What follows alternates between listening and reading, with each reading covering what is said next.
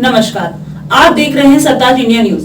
आइए नजर डालते हैं आज की बड़ी खबर पर। यूपी एमएलसी चुनाव 2023 में दिखी संगठन की ताकत, प्रचार से परिणाम तक मजबूत नजर आई बीजेपी की पकड़। एमएलसी चुनाव के परिणाम ने एक बार फिर यह सिद्ध कर दिया कि चुनावी नतीजे अब जातिगत समीकरण के भरोसे तय होंगे। संगठन की ताकत, एकजुटता और समर्पण ही जीत हार का आधार होगा।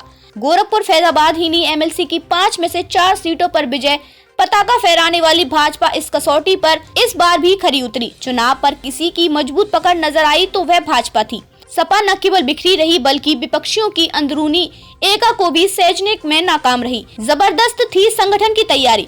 जीत की हैट्रिक लगाकर चौथी बार एमएलसी बने भाजपा के देवेंद्र प्रताप सिंह का प्रथम वरीयता में ही 50% के निर्धारित आंकड़े को छू लेना यह बताया गया कि संगठन की तैयारी कितनी जबरदस्त थी। सपा के करुणाकांत का 34,244 वोट पाना भाजपाइयों को भले चौंका रहा हो, लेकिन सपा समेत पूरे विपक्ष को यह संदेश दे गया कि अपनी डफली, अपना राग ही हार का असली कारण बना।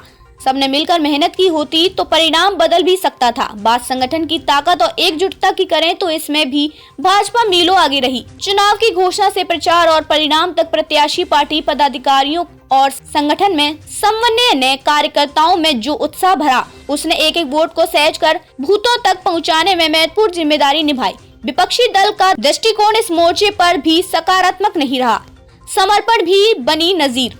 कार्यकर्ताओं के लिए संगठन से बड़ा कुछ भी नहीं। जैसे आदर्श वाक्य दोहराए तो सभी दलों में जाते हैं, लेकिन यह समर्पण और अनुशासन भी भाजपा में ही नजर आया। चुनाव की घोषणा से पहले भी सभी दावेदार जिस तरह से तैयारी में लगे थे, उससे विपक्षी इस बात को लेकर निश्चित थे कि टिकट वितरण के बाद बगावत तय है। देवेंद्र सिंह का टिकट जब तक तय नहीं था, पदाधिकारी कुछ भी बोलने से बच रहे थे, लेकिन जैसे ही प्रत्याशी के तौर पर देवेंद्र प्रताप के नाम पर मोहर लगी, पूरी पार्टी उनके साथ हो ली। इस बीच चर्चा उठी कि विपक्ष भाजपा के किसी बागी को या तो अपना प्रत्याशी बनाए या फिर अंदरूनी समर्थन देगा। पार्टी के संस्कार ने न केवल विपक्ष के इस मंसूरे को भी धराशायी कर दिया, बल्कि जीत की उम्मीदों पर भी पानी फेर दिया। खबरों में अब तक के लिए बस इतना ही। फिर होगी आपसे मुलाकात ऐसी ही एक बड़ी खबर के साथ। तब तक के लिए नमस्कार और देखते रहिए सरताज इंडिया न्यूज।